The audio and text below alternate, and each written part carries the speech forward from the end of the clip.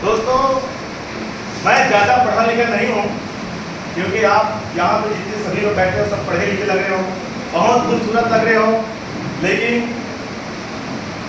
मैं बहुत कम पढ़ा लिखा हूँ, क्योंकि पढ़े लिखे लोगों से बात करने के लिए मुझे बहुत डर भी लगता है। तो मेरा अगर एजुकेशन की मैं बात करूँ, पूरे खानदान में 7 पीढ़ी तक एक भी व्यक्ति पहली क्लास नहीं पढ़ा है। 7 पीढ़ी तक अनपढ़ है। अब जिसके खानदान में, जिसकी फैमिली में, जिसकी नाना नानी, दादा दादी, मम्मी पापा, चाचा चाची, भैया भाभी, जीजा दीदी सब अनपढ़ हो, 7 पीढ़ी तक आप अंदाजा लगा सकते हो मैं उसी फैमिली से हूँ। और मेरे खानदान में मैं सबसे ज्यादा पढ़ा लिखा हूँ। 7 पीढ़ी में मैं 7वीं फेल हूँ। दूसरा बात, 7 पीढ़ी तक मेरे घर जो है झुग्गी झोपड़ी टीना टप्पर था। झुग्गी झोपड़ी समझते हो ना?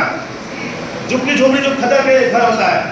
7 पीढ़ी तक झुग्गी झोपड़ी टीना टप्पर था।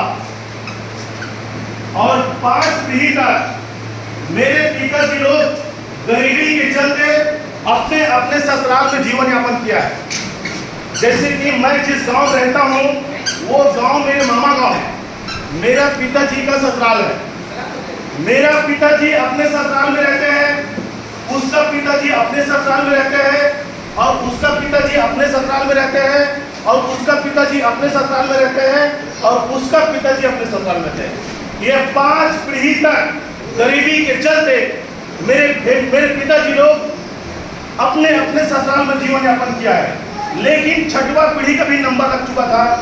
मेरा भी शादी होने के बाद मैं भी अपने ससुराल जीवन यापन के लिए नंबर लग चुका था, क्योंकि मेरे दोनों भाई का शादी होने के बाद वो लोग भी अपने ससुराल चले गए। लेकिन मेरे जिंदगी में आया ये बिजनेस। मेरे जिंदगी में आया बिजनेस। दोस्तों, मैं अपना परिचय जितने दिवस लिखता हूँ, रायपुर छत्तीसगढ़ के हूँ। कितने लोग जानते हो छत्तीसगढ़ को, और कितने लोग गए हो? मतलब छत्तीसगढ़ नहीं जानते, जानते हो लेकिन गए नहीं हो। वो छोटा सा राज्य है, वो एमपी का आई है समझो। पहले एमपी में था, फिर वो अलग हो गया, छत्तीसगढ़ बन गया।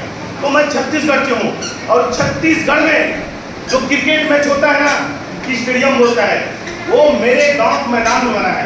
कभी भी आप छत्तीसगढ़ जाओगे क्रिकेट खेलने के लिए, तो वो जो मैदान जो है मेरे गांव के मैदान में बना है। वो जो क्रिकेट स्टेडियम जो है वो गांव के मैदान में बना है। दोस्तों, ये बिजनेस के पहले मेरे जीवन जो है एकदम गरीबी में, भूखमरी में, बेरोजगारी में दर दर के मैं भटक रहा था। 7 पीढ़ी तक मेरे पिताजी लोग जिस गांव जाते थे, उस गांव में से कोई मालिक नहीं था जिसके यहाँ मेरे पिताजी लोग नौकर नहीं बनते थे, और जिसके यहाँ नौकर लगते थे वो उसी के घर में रहते थे। जिसके यहाँ मेरे पिताजी नौकर लगते थे उसी के घर में रहते थे। तो सोच के देखिए मेरे दोस्तों, मेरे गांव में जितना भी दाऊ लोग हैं, जितने लोग मालिक हैं, वो सबके घर मेरे पिताजी नौकर लग चुका है। मैं ऐसा फैमिली से हूँ। मैं भगवान से प्रार्थना करता हूँ कि जिंदगी में ऐसा गरीबी, बेरोजगारी, भूखमरी जन्म कभी न दे। आज मैं काम के वास्ते यूपी आ गया था। आपका ईंटा बनाने काम करता था फैजाबाद जिला अहलोली नंसा गांव में। मैंने लगातार 9-10 महीने ईंटा बनाया, और जैसे बरसात लगा तो बरसात में ईंटा बनाना बंद हो जाता है। वापस में जब छत्तीसगढ़ गया तो मेरे दोनों भैया भाभी अपने ससुराल चले गए थे, और मेरे जीजा दीदी के यहाँ मेरे मम्मी पापा चले गए थे। जो झुग्गी झोपड़ी घर था वो खुल चुका था। मेरे पास घर भी नहीं था, वो मिट्टी मिल चुका था। लेकिन मैं अपने मम्मी पापा को लाने के लिए गया, मेरे जीजा दीदी यहाँ, और उसको लाने के बाद मैं खुद से किसी दोस्त का बैलगाड़ी बनकर खुद से मिट्टी धोया, और मिट्टी धोने के बाद मैं खुद से वही कच्ची घर बनाया। फिर कच्ची घर बनाया, और कच्ची घर बनाने के बाद मैं थोड़ा बहुत पढ़ा लिखा था यार, इसलिए मुझे गांव में काम करने के लिए शर्म आते थे। क्योंकि मेरे पिताजी लोग जितने मालिक था सबके घर नौकर लग चुका था, तो मुझे नौकर करने के लिए, काम करने के लिए अच्छा नहीं लगता था। तो मैं काम के वास्ते मैं 20 किलोमीटर दूर चौड़ी आता था। चौड़ी जो रायपुर सिटी वो चौड़ी लगता है, और चौड़ी एक ऐसा जगह है जो नया नया मालिक आता है, 1 घंटा 2 घंटा के लिए ले जाता है और 100-150 रुपये ऐसे देते हैं, छुट्टा काम बोलते उसको, चौड़ी। मैं उसी जगह से काम करने लग गया। लगातार मैंने 3 साल काम किया दोस्तों, 3 साल काम किया।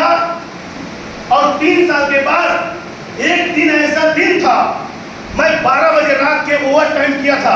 12 बजे रात में जब घर आ रहा था, तो मेरे गांव और बीच मेन रोड जो NH6 रोड है, कलकत्ता और छत्तीसगढ़ का जो रोड है, वो उस गांव से 3 किलोमीटर दूर मेरे गांव है और बीच में जंगल पड़ता है। मैं 12 बजे रात के जंगल के पीछे जब जा रहा था, तो मेरे गांव में एक डॉक्टर साहब है, वो इलाज के लिए किसी दूसरे गांव गया था। जब इलाज करके जब आ रहा था, तो उसका गाड़ी जो लाइट है वो मेरे ऊपर पड़ गया। उसको लगा कि ये बंदा जो है मेरे गांव का है, इतना रात के आ रहा है, कुछ तो बात होगा। मैं गाड़ी खड़ा किया और पूछा कि जितेंद्र इतना रात के तू कहाँ से आ रहा है? तो मैंने उसको बताया सर आज ओवर टाइम हो गया, इसके चलते मुझे लेट हो गया, मैं चौड़ी काम में जाता हूँ। उन्होंने अपने गाड़ी में बैठाया और एक चीज बोला, मेरे दोस्तों मैं कल सुबह आता हूँ और आपको कोई बिजनेस का काम बताऊंगा या कोई बिजनेस मॉडल बताऊंगा। तो मुझे लगता था यार इसको हाँ मिला देता हूँ, अगर नहीं बोलूंगा तो ये मुझे छोड़ के चले जाए। तो हाँ मिला दिया और गाड़ी में जब बैठ के गया और वाकई मेरे घर तक छोड़ा, और वो जो व्यक्ति मेरे दोस्त सुबह मेरे पास आ ही गया। और सब सुबह आया तो एक गैस सिलेंडर लेकर आया और मुझे बोला कि पीछे बैठ गाड़ी के और ये सिलेंडर पकड़ और इसको भराने के लिए रायपुर चलते हैं, और आपका जो चौड़ी इनकम करते हो 100-200 रुपये कमाते हो उसको मैं दूंगा। तो मैंने गाड़ी में बैठ गया, सिलेंडर पकड़ कर और सिलेंडर भरवाया और किसी पान ठेले में रख दिया। और पान ठेला में रखने के बाद मुझे एक मीटिंग में लेकर गए दोस्तों। वो मीटिंग रंग मंदिर में हो रहा था, वहाँ 1000-1200 लोग बैठे थे और इतना मान सम्मान आतिशबाजी हो रहा था, सामने LED लगा हुआ था, डीजे उजे डांस वांस सब हो रहा था। मुझे कोई बात समझ नहीं आया, ये 3 घंटे जो पिक्चर चल रहा था मुझे कोई बात समझ नहीं आया। मुझे लगता था कि ये लोग अच्छे काम किए हैं, इसलिए इन लोगों का मान सम्मान हो रहा है, मैं ऐसे अपने दिमाग में ले रहा था। लेकिन लास्ट में एक लीडर आया, मेरे दोस्तों, वो मेरे जिंदगी का ना पूरा बाजी ही पलट दिया। क्या जानना चाहते हो? मैं उसका प्रश्न करूं? वो जो लीडर जो स्टेज में बोला था, मैं उसका प्रश्न करूं मेरे दोस्तों। उन्होंने कहा मैं पैसा से गरीब हूं और मैं नॉलेज से भी गरीब हूं, मैं अनपढ़ हूं, लेकिन रईस बनना चाहता हूं। तो क्या इस धरती में ऐसा कोई प्लेटफॉर्म है एक गरीब आदमी के लिए, एक अनपढ़ के लिए? तो किसी ने नहीं बोला मेरे दोस्त, इस धरती में एक अनपढ़ के लिए और एक गरीब आदमी के लिए, अमीर बनने के लिए कोई भी प्लेटफॉर्म नहीं है। एक इंडस्ट्री है, एक प्लेटफॉर्म है, वो है सिर्फ नेटवर्क मार्केटिंग। मेरे दोस्त यही बात सुनकर ना पूरे मेरे बेटा हाथ पार हो गया। दूसरा बात बोला, अगर तेरे खानदान में कोई पढ़ा लिखा नहीं है, अगर तेरे खानदान में कोई डॉक्टर नहीं है, अगर तेरे खानदान में कोई इंजीनियर नहीं है, अगर तेरे खानदान में कोई मास्टर नहीं है, कोई नेता नहीं है, कभी अभिनेता नहीं है, कोई बिजनेसमैन नहीं है, कोई जमीन जायदाद वाला नहीं है, कोई पढ़ा लिखा नहीं है, कोई बात नहीं। इस बिजनेस को दिल से 5 साल में करना, वो सब कुछ हासिल कर सकते हो जो आज तक तेरे खानदान में नहीं किया है। मेरे दोस्त ये दो बात मेरे रातों को नींद उड़ा दिया। ये 2 बात रातों को नींद उड़ा दिया। और मीटिंग के बाद मैं डॉक्टर साहब को पूछा कि डॉक्टर साहब मेरे को समझ नहीं आया, ये 3 घंटा पिक्चर में मुझे कोई बात समझ नहीं आया, ये 2 बात पूरे मेरी कलेजा और भेजा को आर पार कर दिया। क्या ये बिजनेस को मैं कर सकता हूं? तो उन्होंने कहा जितेंद्र धीवर मैं तो सक्षम हूं, मैं LIC एजेंट भी हूं, मैं डॉक्टर भी हूं और मेरे पास 10-20 एकड़ जमीन भी है, मैं इस जन्म में मेरे बाल बच्चे भी संपूर्ण हैं, लेकिन यह बिजनेस तेरे लिए है। अगर जिस काम को तेरे दादा ने किया है, जिस काम को तेरे बाप ने किया है, जिस काम को तेरे खानदान ने किया है, अगर उसी काम को तू भी करेगा तो तेरा भी जिंदगी कट जाएगा। अगर इस बिजनेस को करता है, हो सकता है तू आगे बन जाएगा। ये बिजनेस तेरे लिए है और तू इस बिजनेस में आमिर बन सकता है मेरे दोस्त। और मैंने पूछा सर इसमें क्या लगाना है? अरे यही तो बात है, तू पैसा से भी गरीब है और तू नॉलेज से भी गरीब है, अनपढ़ है। ये बिजनेस में ना पैसा लगाना है ना दुकान लगाना है, यहां सिर्फ दिल लगाना है। दिल मेरे दोस्त, 29 नवंबर 2015 इस बिजनेस में मेरा साइन अप हुआ। 29 नवंबर 2015 इस बिजनेस में मेरा साइन अप हुआ। मुझे गांव में कोई नहीं जानता था, लेकिन आज ये 10 साल में, हेलो, ये 10 साल में लोग जो है जितेंद्र धुवर को ना गूगल में सर्च करते हैं।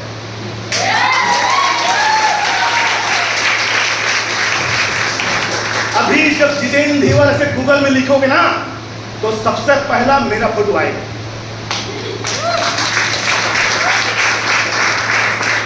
पूरे वर्ल्ड में जितेंद्र धुवर तो बहुत हो सकता है, लेकिन सबसे पहले मैं अगर आ रहा हूं तो कुछ तो बात है। यही फोटो लगा है मेरे फेसबुक में, गूगल में, और जितने लोग फॉलो नहीं करते हो ना तो फॉलो जरूर करना। सोच के देखिए, ये बंदा गांव से बाहर कभी निकला नहीं था, इसको कोई नहीं जानता था, लेकिन आज मेरे दोस्त लोग गूगल में सर्च करते हैं, आईडी में नहीं। ये इंस्टाग्राम, फेसबुक, यूट्यूब में नहीं, गूगल में सीखा। अब गूगल में जब सर्च करवाना तो मैं ही आऊं। यही बिजनेस की ताकत है। लेकिन इस बिजनेस में जुड़ने के बाद, इस जुड़ने के बाद जब मैं 40 दोस्तों के पास जब गए, एक भी बंदा नहीं जुड़ा। मैं सोचा यार ये क्या बिजनेस है। जितने मेरे रिलेशन के लोग थे सबके पास गया, एक भी आदमी नहीं जुड़ा, और उल्टा मेरे मजाक उड़ाने लग गया। क्योंकि मैं 28 साल की उम्र तक के कभी भी अपने दोस्त यार को, अपने जान पहचान रिलेशन के लोगों को अपने सपने के बारे में, ड्रीम के बारे में कभी नहीं बताया था। लेकिन इस कंपनी की मीटिंग के बाद मैंने बताने लग गया उसको, मैं कार लेने वाला हूं, मैं करोड़पति बनने वाला हूं, मेरा बिल्डिंग बनेगा। तो लोग मेरा खिल्ली उड़ाने लग गया और मजाक उड़ाने लग गया और मेरे टांग खींचने लग गया। तो मैंने सोचा कि जब मैं कुली कबाड़ी कर रहा था, जब मैं खेती किसानी कर रहा था, जब मैं नॉर्मल काम कर रहा था, तो मेरा कोई भी आदमी खिलाफ नहीं था। लेकिन जब दुनिया से हट के काम करने लग गया तो सब मेरे खिलाफ चले गए। मेरे दोस्त, ये सोचना उनका सही है। अगर ये सोच रहा है तुम्हारे खिलाफ के बारे में सोच रहा है, तो ये समझ लेना तुम सही प्लेटफॉर्म में हो। जब तक तुम्हारे काम नहीं खींचेगा, जब तक तुम्हारा अपोजिट नहीं जाएगा, जब तक तुम्हारे खिलाफ नहीं जाएगा, तो ये समझ लेना कि तुम सही काम नहीं कर रहे हो। अगर खिलाफ जा रहा है तो समझ लेना तुम सही काम कर रहे हो। मेरे दोस्तों, जब भगवान के सामने जब भी हम अगरबत्ती जलाते हैं, जलाने के समय ये हवा के डर से छिपा के जलाते हैं, हवा के डर से, तूफान के डर से हम छिपा के जलाते हैं। लेकिन एक बार अगरबत्ती जल गया तो वही हवा उसको मंजिल तक लाते हैं।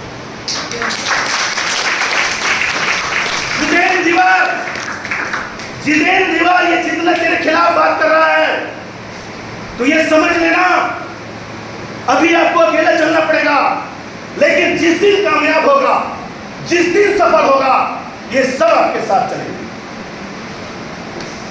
यही बिजनेस का सार है मेरे दोस्त। अरे दूसरे खिलाफ में जाता है, बात छोड़ो, अपना बाड़ी का खिलाफ में चले जाता है आपका, खुद का बाड़ी खुद के खिलाफ चले जाता है। कैसा? जब हम रोने लगते हैं ना मेरे दोस्त, तो आंख में जब आंसू निकलता है ना, तो ऊपर वाले ने हमको 10 उंगली दिया है, लेकिन एक ही उंगली से आंख के आंसू पोंछता है। 9 उंगली हमारा खिलाफ जाता है। सोच के देखो, जब हमारा बॉडी ही हमारा साथ नहीं दे रहा है, इसके मतलब क्या होता है? दुख में तुम्हारा बॉडी तुम्हारे खिलाफ बात करेगा, और जिस दिन सफल हो जाओगे तो पूरा 10 उंगली ताली बजाएगी।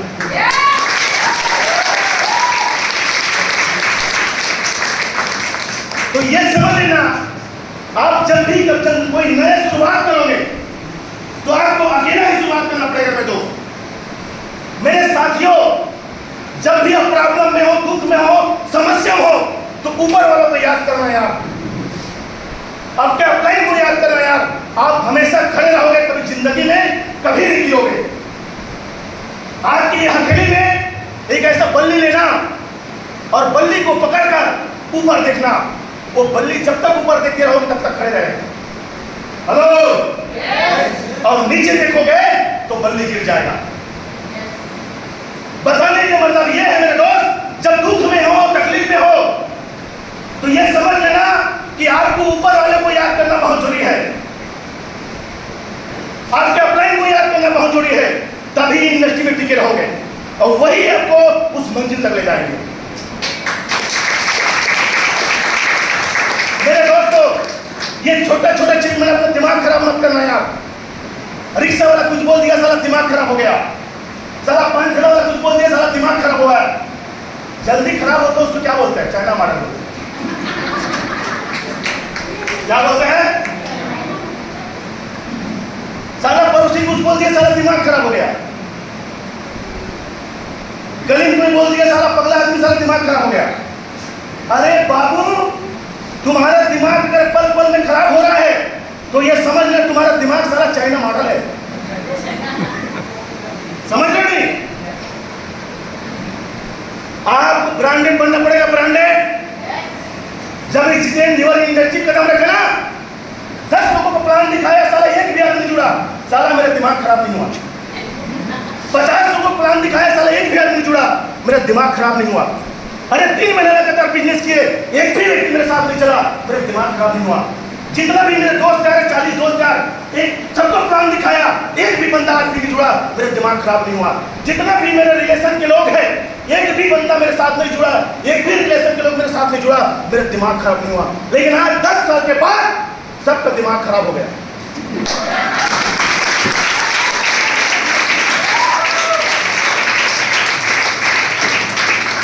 मेरे दोस्त, पिछले मैं अपने जीवन को रिवर्स करूं, 10 साल 29 नवंबर 2015 अगर मैं रिवर्स करता हूं तो ये जितेंद्र तिवारी 5000 को एक साथ कभी नहीं देखा। 5000 को एक साथ कभी नहीं देखा था। लेकिन आज मेरे पास 15 लाख का डस्टर गाड़ी है और 30 लाख का एक्सयूवी गाड़ी है और 60 लाख का फॉर्च्यूनर लेजेंडर है। 1 करोड़ के मेरे पास गाड़ी है। आज मैं जब घर से निकलता हूं तो सोचता हूं किस गाड़ी में चढ़ के जाऊं,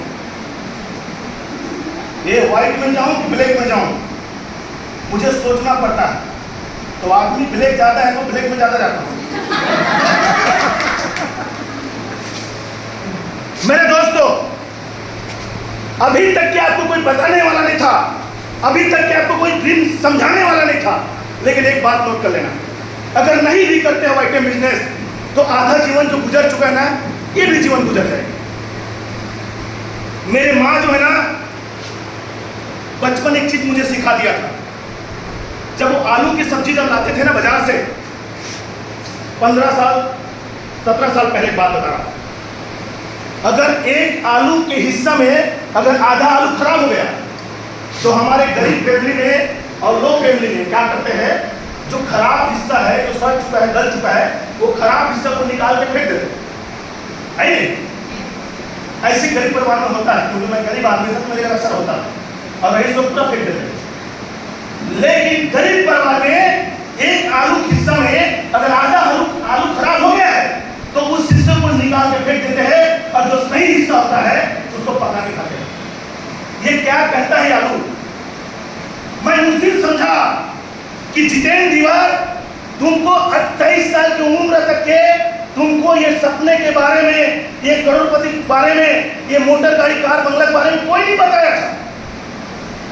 ये 28 साल की उम्र तुम्हारा सड़ चुका है, गल चुका है, ये खराब हो चुका है। इस हिस्से को निकाल के मैं काट के सारा फेंक दूं। लेकिन इधर जो हिस्सा बचा है, इधर जो जिंदगी बचा है, उसको ना एक घंटा, एक दिन, एक सप्ताह, एक महीना को यूज करना है, लेकिन व्यर्थ नहीं होना। समय का इज्जत करोगे, समय आपका इज्जत करेगा। वक्त को बर्बाद करोगे, एक दिन वक्त आपको बर्बाद करेगा। मेरे दोस्त, जिस दिन ये बात समझ आया, उस दिन से ये जितेंद्र धीवर आज भी 20 से 25 दिन घर से बाहर रहता है। ये यार, ये 7 पीढ़ी में ये तुम्हारा दिमाग पे ढक्कन खुला है। तुम्हारे पिताजी का हर बात मानना, लेकिन ये बात मत मानना, क्योंकि आपके पिताजी का ये साफ लेवल इतना स्ट्रॉन्ग नहीं है। जो आप अमीर बनूंगा, करोड़पति बनूंगा, बंगला लूंगा ऐसा बोलोगे, वो बचा पाएगा। वो कहेगा हमेशा कि बेटा 4 टाइम खा रहे उसको 2 टाइम खाएंगे, और 2 टाइम खा रहे उसको 1 टाइम खाएंगे, लेकिन बाहर नहीं जाना बेटा, अपने आसपास में काम करके जीवन यापन करना है। क्योंकि अपने बाप को मैंने देखा है, उस गांव में जितने भी मालिक था, एक दूसरे घर में रहते थे। ये मैंने देखा है 7 पीढ़ी तक। मेरे बाप ने देखा है, और मैं अपने बाप का मैंने देखा है। 10 लोगों के घर में रहता था, उसके यहाँ चौकीदारी करता था, और उसी के घर में रहता था। मैं समझ गया था ये जितेंद्र धीवर ये बात को नहीं मानना है बाप का। ये बात उसका मानना है, जो कुछ करना चाहता है, जो सफल होना चाहता है, उस लोगों को फॉलो करना। इसलिए कहता हूं दोस्त, जागो मेरे दोस्त, भागो मत। इस जागरण की मिसाल को तुम फिर तक ले चलो।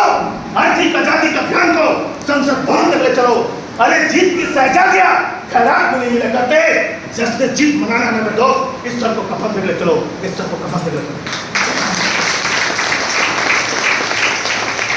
कितने लोगों को लगता है कि मेरे समय खराब चल रहा है? हेलो, कितने लोगों को लगता है कि मेरा समय खराब चल रहा है? हेलो, कितने लोगों को लगता है मेरे जीवन में समस्या है? अगर तुम जिंदा हो तो जिंदा जब तक रहोगे तब तक समस्या रहेगा, और जिस दिन मर जाओगे ना समस्या खत्म हो जाएगी। एक बार ना आपके अड़ोसी पड़ोसी, आपके दोस्त यार जो मर चुका है ना, उसको जाकर पूछ शमशान घाट में, भाई कोई समस्या है? तो क्या बोलेगा? जिसका मैं पैसा लग रहा हूं वो परेशान है, मैं फ्री हो गया। बैंक का लोन लिया था, मेरे मरने के बाद लोन वाला परेशान हो चुका है, मैं फ्री हो चुका हूं। पड़ोसी दुकान से कर्जा लिया था, मैं मर गया साला, मैं फ्री हो गया, पड़ोसी परेशान। बताने का मतलब यह है मेरे दोस्त, जब जिंदा रहोगे ना तो समस्या रहेगा, और जिस दिन मर जाओगे तो समस्या खत्म हो जाएगी। इसलिए कहता हूं ये समस्या अपने अपने लेवल में होता है। मोदी को मोदी के लेवल में समस्या है, और राहुल को राहुल के लेवल में समस्या है, और यहाँ जो सीएम है उसको उसके लेवल में समस्या है, और मेरे को मेरे लेवल में समस्या है, और आपको आपके लेवल में समस्या है। ये समस्या है तब जिंदा हो, और जिस दिन समस्या खत्म हो गया तो समझ लेना ये दुनिया नहीं हुआ। अब कितने लोगों को ऐसा लगता है कि मेरा टाइम खराब चल रहा है? मैं सोचता था ये जितेंद्र धीवर मेरा टाइम खराब चल रहा है। अगर आप स्वस्थ हो और मस्त हो, तुम चल रहे फिर रहे हो और दुनिया घूम रहे हो, देख रहे हो, ये समझ लेने दोस्त आपका टाइम सही है। और इसके बाद भी लगता है मेरा टाइम खराब चल रहा है, तो एक बार ना जो पैरालिसिस के जो शिकार है उनको जाकर पूछना कि भाई साहब तेरे टाइम कैसा चल रहा है, तेरा समय कैसा चल रहा है?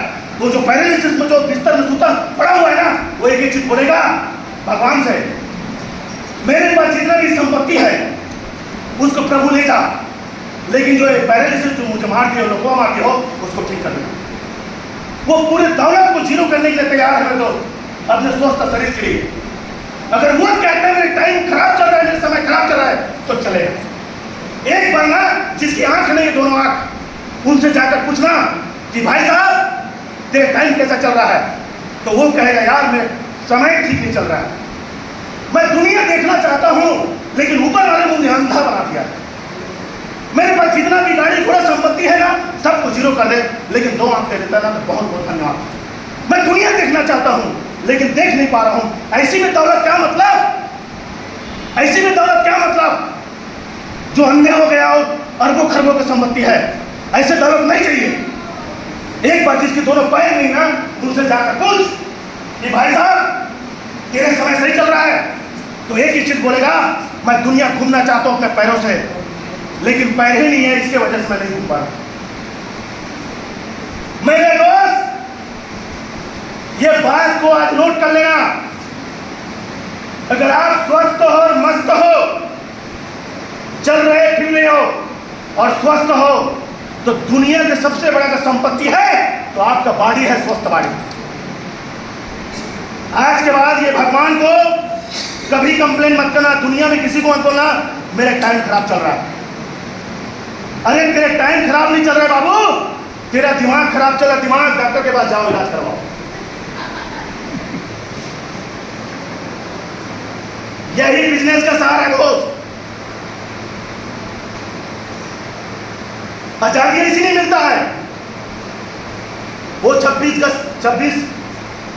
जनवरी और 15 अगस्त तक दिन, पूरा साल में 2 दिन ना लोग जो एकदम सावधान की मुद्रा में रहते हैं ऐसे, हम होंगे कामयाब एक दिन, पूरा है विश्वास। कितने लोगों को विश्वास? ऐसे ऐसे गाते गाते ना मेरे दादा ऊपर चले गया, मेरे बाप का टाइम आ चुका है और मेरा आता हूं। बताने के मतलब यह है दोस्त, अगर इस गाने को गा रहे हो तो देखो यार, किसी भी बात को कह देना एकदम आसान है और कहे पर मर मिट जाए वही इंसान। अगर कह दिया, ये कह दिया तो पत्थर पे लकीर होना है। मैं ना इस गाने को दिल से गाता हूं, हालांकि मैं साथी फैन हूं, लेकिन हर साल 2 दिन एकदम दिल से गाता हूं, अंदर से मेरा ब्लड सर्कुलेशन बढ़ जाता है। हम होंगे कामयाब एक दिन, पूरा है विश्वास। लेकिन 40 मेरे दोस्त तैयार है, आज भी वो गाता है तो मैं बोलता हूं ये गाना तुमको सूट नहीं करता है। आप जो ना जस्ट उल्टा गाना गाओ, हम होंगे बेरोजगार एक दिन, पूरा है विश्वास। ये गाना चलेगा क्योंकि तूने माँ बाप का 15 से 20 लाख रुपया कॉलेज लाइफ में उड़ा दिया, पढ़ाई लाइफ में, और पढ़ने लिखने के बाद भी तू बेरोजगार हो गया। अब इसके बाद भी कहते हो मैं हूं कामयाब एक दिन। कौन से दिन? वो दिन कौन से दिन है मेरे दोस्त? जो देखोगे ना वही मिलेगा। लोग ड्रीम देखता है, काश मैं आडी चलाता, काश मैं BMW चलाता। भगवान उसकी मन्नत पूरा कर देता है और उसके ना BMW का नौकर बना देता है, ड्राइवर बना देता है। वहां पे दिमाग नहीं लगाया, काश मेरे पास BMW होता, काश मेरे पास BMW होता। ये नहीं बोल पाया, काश मैं BMW को चलाने का मौका मिलता। अरे बाबू तेरा मंजिल ही सही नहीं है, ऊपर वाला कैसे तेरे को देगा? तुमको दिख ही रहा है तुम्हारा मंजिल फिक्स नहीं है, तुमको कैसे देगा? एक आदमी सोचता है काश मुझे रोज पैसा देखने का मौका मिलता, रोज पैसा देखने का मौका मिलता। उसको सारा बैंक की चपरासी बना देता, रोज गड्डी पैसा देखता। वो कभी ये नहीं बोल पाया काश मेरे पास पैसा होता था, काश मेरे पास पैसा होता था। मेरे भाई साहब, आपका मंजिल अगर क्लियर नहीं है, रास्ता क्लियर नहीं है, तो आप धीरे धीरे चलोगे, बहुत दूर है दिल्ली। अगर फिक्स है मंजिल और दिख रहा है, समझो मंजिल पास। ठंड के समय में जब झुंझुरा छाता है ना, तो मंजिल नहीं दिखता है, लोगों को क्लियर नहीं दिखता है, इसलिए वो धीरे धीरे चलता है। और जिसका मंजिल क्लियर दिखता है वो गाड़ी दबा के चलाता है और जल्दी पहुंचता है। इस इंडस्ट्री में कामयाब होना है, इस प्लेटफॉर्म में कामयाब होना है, तो आपकी मंजिल क्लियर होना चाहिए। देख जितेंद्र धीवर, 7वीं फेल, मैं भगवान से दुआ करता हूं कि मुझे फेल कर दिया, पास कर देता तो शायद आपके सामने नहीं होता। बहुत बहुत धन्यवाद प्रभु कि मुझे फेल कर दिया। और आज ये फेल किया इसकी वजह से मेरे जितने भी दोस्त यार हैं ना, वो जितना कमाता कोई खानदान में, उतना मैं गाड़ी किस्त पटाता हूं। जितना वो सर्विस में कमाता है उतना मेरा इनकम टैक्स करता हूं। ये जितेंद्र धीवर के पास मेरे दोस्त घर नसीब नहीं था, लेकिन आज जिस गांव में रहता हूं सबसे बड़ा बिल्डिंग मेरा है। आज जिस शहर में दूसरे घर में रहते थे, लेकिन आज जिस शहर में रहता हूं वहां पे मेरे को 10 टक्का है। मेरे दोस्त, बताने के मतलब ये है, ये रोटी कपड़ा मकान तो कोई भी धंधा हो सकता है, कुली कबाड़ी करके, सब्जी बेच के, गुपचुप बेच के, कोई भी धंधा जॉब करके हो सकता है। लेकिन मोटर गाड़ी कार बंगला चाहिए ना, एक गरीब आदमी है बेरोजगार के लिए, एक अनपढ़ के लिए, तो एक ही इंडस्ट्री है, वो है सिर्फ नेटवर्क मार्केटिंग। हेलो, यही बिजनेस का फार्मूला है, यही बिजनेस की ताकत है। लेकिन आपके सपना, आपके ड्रीम फिक्स होना चाहिए। सबसे ज्यादा सोना किसके पास होता है? महिला के जेंट्स के पास। सोना कान में पहनते हो ना सोना, ऐसे सोना किसके पास होता है? महिला के पास। क्यों मालूम है? महिला हमेशा सोना के बारे में सोचता है, इसलिए उसके पास छोटा बड़ा सोना उसके पास रहता ही है। हेलो, अरे जो सोचेगा वही मिलेगा मेरे भाई। महिला सबसे ज्यादा सोना के बारे में सोचता है, इसलिए उसके पास छोटे मोटे कुछ न कुछ रहता ही है। और मर्द जो है ना, सोने के बारे में सोचता है, इसलिए रात दिन सोते रहता है। अब जो सोचोगे वही होगा।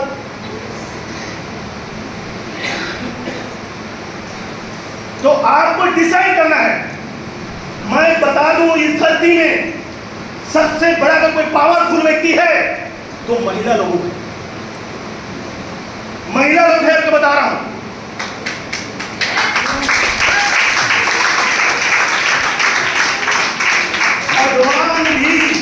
भगवान भी सिलेंडर करता है, धन्य हो स्त्री। कैसा बताऊं उदाहरण? सबसे ज्यादा पूजा पाठ कौन करता है? महिला। उसमें से कुछ परसेंट लोग, बाकी लोग तो 10, 15, 20 मिनट करता है, लेकिन कुछ परसेंट लोग ना 1 घंटा, 1.5 घंटा, 2 घंटा करते हैं। क्यों मालूम है? उसको भगवान को मनाना होता है, भगवान को समझाना होता है, अपने ड्रीम के बारे में उसको बताना होता है। एक व्यक्ति, एक महिला ऐसा है जो 3 घंटा पूजा करता था, और 3 घंटे बाद ना शंकर भगवान प्रकट हुआ, बोला पूरी ब्रह्मांड के सब 15-20 मिनट में निपटा देता है नारी, लेकिन तू ऐसा क्या, तुम्हारा ड्रीम है क्या, तुम्हारा सपना है जो 3 घंटे पूजा करते हो? प्रकट हो गया मेरे दोस्त शंकर भगवान। तो नारी बोला, स्त्री बोला, मेरा कुछ ड्रीम है, मैं जो मांगूंगा वो दे सकते हो, उसी तपस्या के लिए मैं तो यहाँ पे पूजा करता हूँ। तो कहता, बोल तुमको क्या चाहिए? तो जो मांगेगा वो मिलेगा, लेकिन मेरा भी एक शर्त है, क्योंकि उनका मकसद था, वो नारी का मकसद समझ गया था, लेकिन भगवान रिवर्स होके तो था, मजबूर हो गया था उसका पूजा पाठ देखकर। लेकिन भगवान भी शर्त रखा, तू जो मांगेगा ना उसका डबल ना अड़ोसी पड़ोसी की मिलेगा। तब बोलता है, मुझे एक कार चाहिए, बोलता है। तो भगवान उसको तथास्तु करके कार दे देता है, पड़ोसी को डबल कार देता है। उसका दिमाग घूम जाता है, साला उल्टा हो रहा है। फिर दूसरा बोलता है, मुझे बंगला चाहिए, बोलता है। तो उसको एक बंगला देता है, पड़ोसी को डबल बंगला देता है। फिर तीसरा बार बोलता है, मुझे 50 एकड़ जमीन का जोतनदार बनाना, बोलता है। उसको 50 एकड़ जमीन का जोतादार बना देता है और पड़ोसी को 100 एकड़ का बना देता है। तब वो स्त्री का माथा घूमता है, वो तीसरा नेत्र खुलता है। ऐसे शंकर भगवान, अब देखो चौथा मंत्र, मैं क्या करता हूं तेरे साथ। तब बोलता है एक काम करो प्रभु, मेरा एक पैर तोड़ दो। उसका एक पैर तोड़ता है, पड़ोसी का डबल तोड़ देता है। फिर कहता है पांचवा प्रश्न, एक काम करो प्रभु, मेरा एक आंख खोल दो। उसका दोनों आंख खोल देता है। फिर छठवां प्रश्न कहता है एक काम करो प्रभु, इसको पूरा समाप्त कर देते, हल्का से मेरे को हार्ट अटैक कर देना, उसको पूरा कर दो। तब भगवान बोलता है नारी, पूरा दुनिया समाप्त कर सकते हो। मैं इसलिए कहता हूं मेरे दोस्त, ये खूब लड़ी मर्दानी वो झांसी वाली रानी, ऐसे नहीं बोला गया। अगर ये जाग गए ना, कसम से बोलता हूं ब्रह्मांड हिलेगा, ब्रह्मांड हिलेगा मेरे दोस्त। इसलिए कहता हूं गर्जना है दुनिया में, गर्जना है दुनिया में तो लहरों को मोड़ दे। अगर ये नहीं कर सकता दोस्त तो जीना छोड़ दे। अगर जिंदगी है जीना तो दुनिया वालों को इस बिजनेस के बारे में बोल दे। अगर ये नहीं कर सकता दोस्त तो जीना छोड़ दे। अरे राहु के पत्रों को हिंसा बनाता चल, खुली अपने दिलों को सहिंसा बनाता चल।